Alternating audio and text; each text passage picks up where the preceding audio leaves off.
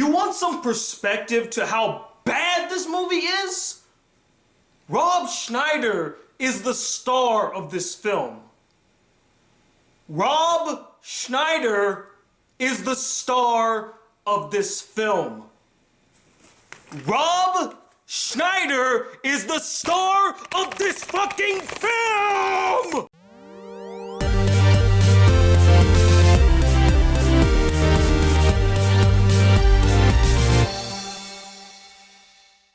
Oh my god. I really don't want to talk about this movie. I really don't want to talk about this movie, if you could even call it a movie. It is so god-awful. It is so atrocious. And it's appalling how little effort the people behind this film put in the making of this film.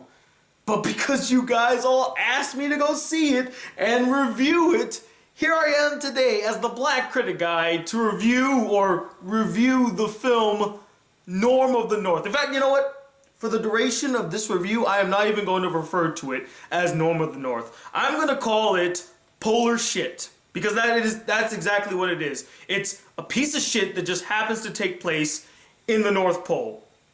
So it's going to be Polar Shit in this review. So the film Polar Shit follows this one polar bear who, for the sake of this review, I'm just going to refer to as Shithead, who's voiced by Rob Schneider and has the ability to communicate with humans. That's right, after years and years and years of living in the Arctic and not being surrounded by humans whatsoever, he can not only speak and understand them, but can speak English fluently. Yeah, wrap your brain around that. That's not the only illogic thing about this story, by the way. We'll get to more of those later. And apparently he's trying to stop this one housing company called Green Homes. Get it? Green Homes meaning like eco-friendly homes, but they're building in the Arctic? I get it. I get it. It's not subtle whatsoever. Stop trying to be clever, guys. You're not. From building houses in the Arctic. So he heads over to New York City to try to tell the people, hey, they're building houses in the Arctic and you gotta save the Arctic, but in the process, he ends up working for the guy that is building the houses in the Arctic and raising his approval rating. And the film just loses focus after like the 30-minute mark. It goes all over the place and it doesn't even know what type of story it's trying to tell anymore. Now, guys, I can go on and on and on and on and on and on and on and on and on and on and on and on and on about how horrid this film and the experience that it gave me is. And trust me, I will. You guys wanted me to rant about the fucker, and I am more than willing to oblige you. But I can sum up this movie in just one goddamn sentence. It's painfully boring! Boring! I sat there for 93 minutes, saying to myself, when is it gonna get funny?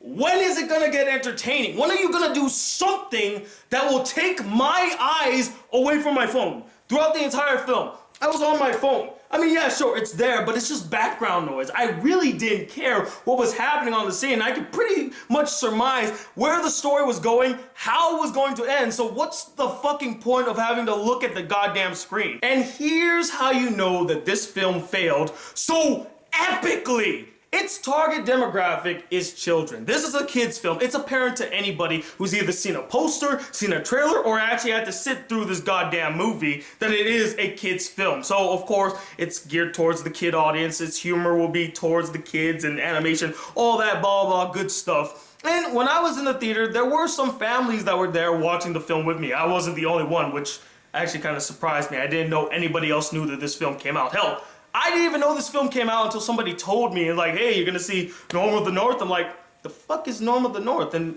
sure enough, there was a movie coming out, so I went to go see it, and there were some families there with me. Throughout the duration of this film, not a single one of them laughed at anything that was happening on screen. There is no audience reaction. Hell, 30 minutes into this film, I look behind me. There was a family behind me when I first came into the theater. I look behind me again 30 minutes later, they're gone. They took their kids and they left the theater. They didn't come back. Throughout the entire film, never came back. That's how bad this film is. It's so bad that even the kids didn't enjoy it. There was a 3-year-old in the audience with me, and throughout the entire film, all he was doing was talking to his mom, or talking to his dad, or running up and down the stairs. He was bored out of his fucking mind. If you can't even appeal to the audience that you are supposed to be catering to, you suck. You fail. Right? From the get-go, guys, this film showed me that it could care less about its audience. It could give a flying fuck about you, as its animation is some of the poorest, weakest, and laziest forms of animation I've seen in 2 decades. 20 years! Toy Story, the first one, made all the way back in 1995, nearly 21 years ago, looks way better in comparison. And that was made back in the infancy, the genesis of CGI animation. This animation looks like it was probably made during that infancy, as they put no effort into making anything look good, anything look fluid, anything look nice. All of the human characters look like fucking plastic dolls. They look cheap. There's no design put into them. There's no extra effort put into the looks of these characters. They all look so paper thin. But trust me when I say that that's not the only thing that's paper thin in this film. There's also the characters.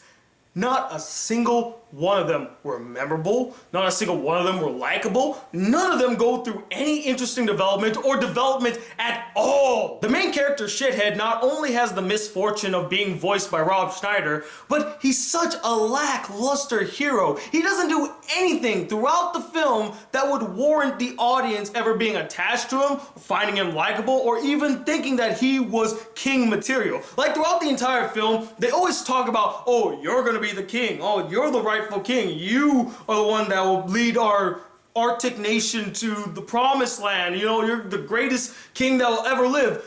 What have I told you guys? Show, don't tell. Don't tell us how this guy is such a great character and how he's gonna be a great king. Show us by his actions and what he does throughout the film. And from what he does throughout the film, none of it seems king-worthy to me. In fact, he looks more like the jester than he is the king. There's this redhead lady in the film voiced by Heather Graham who, without question, is the most pointless, useless, and unnecessary character in this entire film. What the fuck does she do in this film?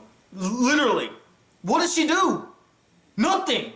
I don't even remember what her purpose was in this film. And she has this like side story about how she doesn't spend time with her daughter and her daughter's really smart and I really care about my daughter. It's the most cliche and unnecessary side story in this film. Like honestly, we didn't need it. It's just padding for the film. And the main antagonist of this film, Mr. Green, much like the protagonist, is incredibly lackluster and forgettable. Not only is he cliche, not only is he wacky and goofy in all of the unfunny ways, but he's a straight ripoff of another villain from another animated film.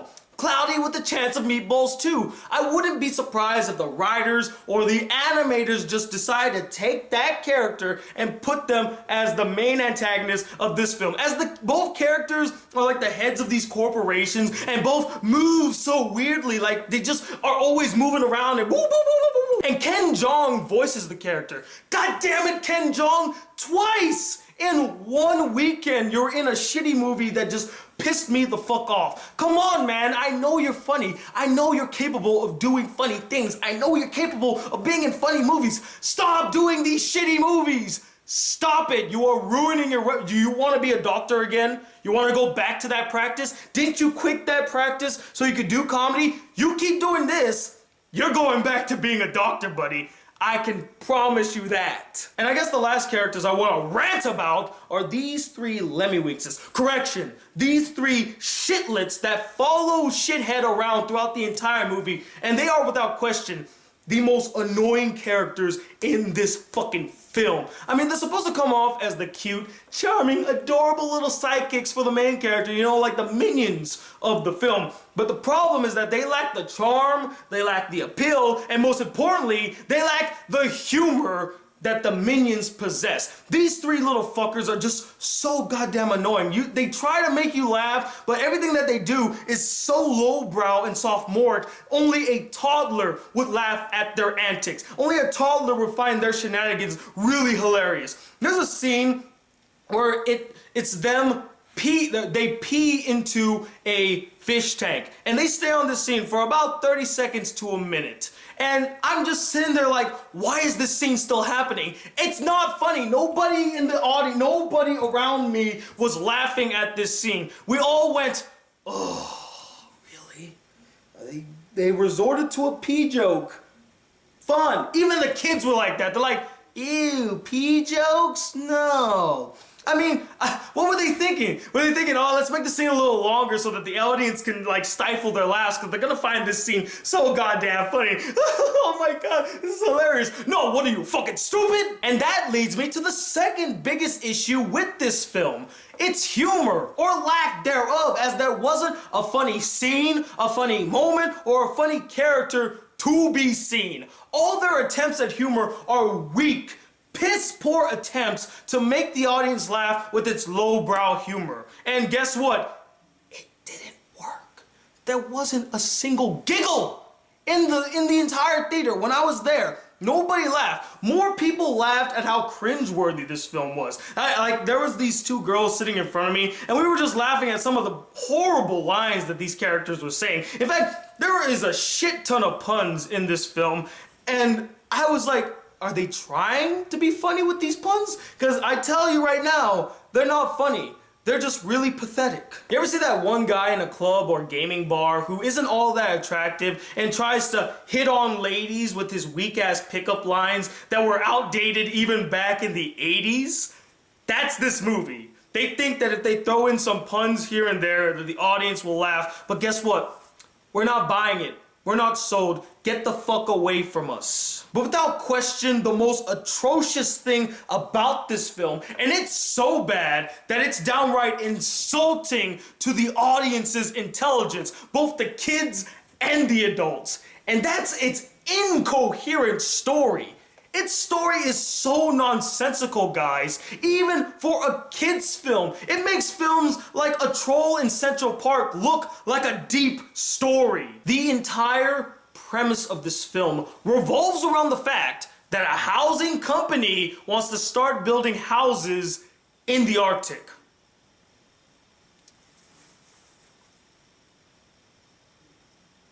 Are you fucking serious right now? Are you that stupid? What company would ever want to build houses in the Arctic?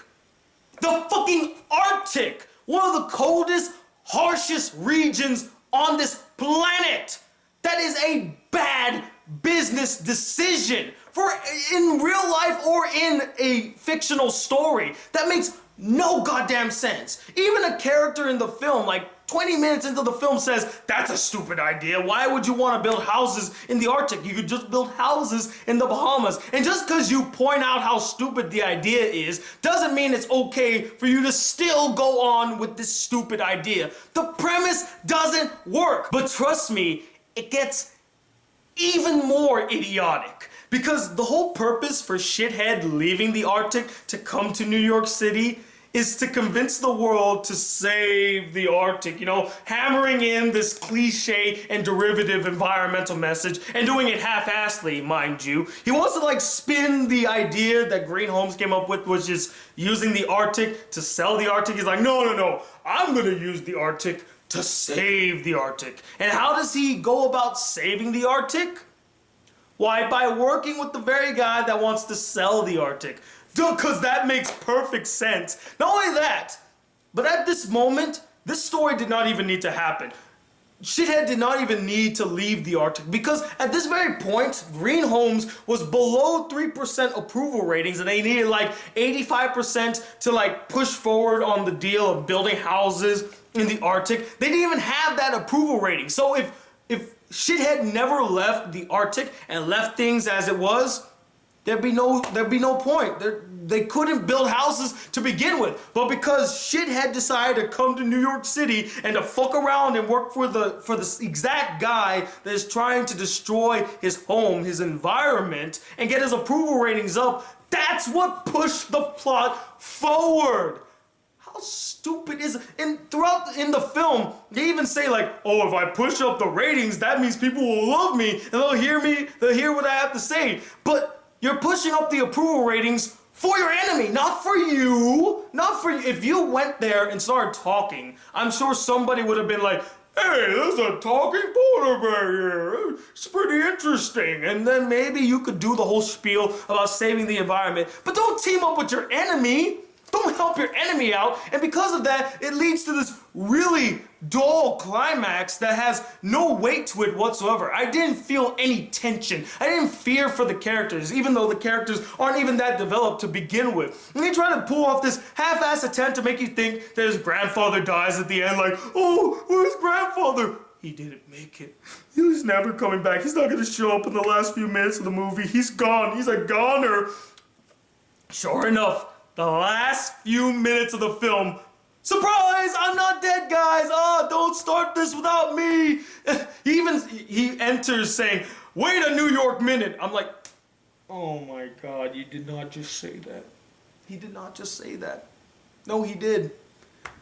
Okay, where's my gun? I put me out of my misery. I'm done.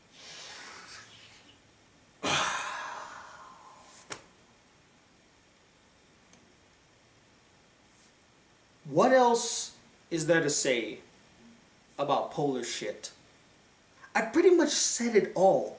I wasted enough time talking about this god-awful film. I mean, I'm pretty sure we all knew it wasn't gonna be good. I mean, with the talent involved, the piss-poor animation, the terrible direction, the weak, incoherent story, the cringe-worthy dialogue, the list can go on as to why this film fails so epically. And in a day and age where animated films are trying their damnedest to appeal to a much wider audience besides kids with their clever and humorous writing and beautiful, spectacular animation, Polar Shit is a fine example of how some practices die hard. This movie is just visual noise. It literally is. There's nothing happening in the film that is engaging. And that's why, guys, it's obvious what it's going to get. I don't even need to say it. I don't even think it's deserving of me to say it. You know what it is. We all do. And Hollywood, stop it. Stop treating the audience like they're fucking idiots or that they're just fucking money bags for you to rip off. These people work really hard for their money, and they deserve good shit for it. Okay, I'm done talking about this film. I'm really tired, my head hurts, I haven't eaten all day, and I still gotta edit this fucker. So anyway, that was my rant on Polar Shit.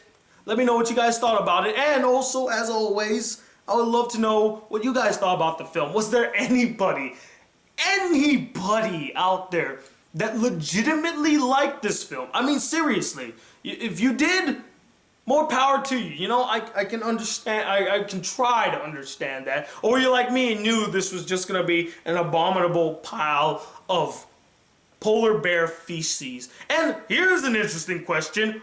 What is your favorite Rob Schneider role? I know, it's really hard to think of one, but I actually have two favorite Rob Schneider roles. The first one is from Big Daddy. I liked him in Big Daddy, and the other one was from 50 First Dates. I thought he did decently well in that film. So comment below, let me know. Stay tuned, got some anime reviews coming your way, some other movie reviews, a lot of videos, just a lot of videos coming. I'm tired, I just want to go, guys. So anyway, if you'd like to see more videos on this channel, be a part of the Black Critic crew, hit that subscribe button below, like this video if you really enjoyed it. I'm talking about in a second, the Black Critic Guy. Till then, peace, YouTube.